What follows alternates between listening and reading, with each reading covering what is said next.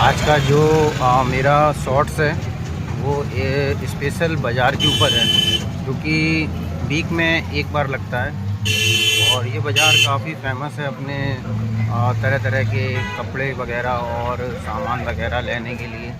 लोग आते हैं काफ़ी दूर दूर से यहाँ पे। आप लोग देख सकते हैं, बाज़ार बाज़ार देखिए। बाज़ार में आपको कई प्रकार के मतलब सामान वगैरह भी मिल जाएंगे, मसाले वगैरह भी मिल जाएंगे और काफ़ी बढ़िया बढ़िया आइटम भी मिल जाएंगे। और ये बाज़ार जो है ढाबा में लगता है एक्चुअली, और वीक में एक बार ही लगता है और नुमाइश बंद रहती है, तो बहुत सारा आइटम बिकता है और नुमाइश देखिए बाज़ार लगने की तैयारी चालू है।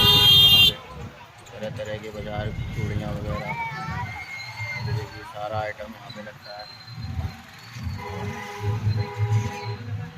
बढ़िया बाज़ार है।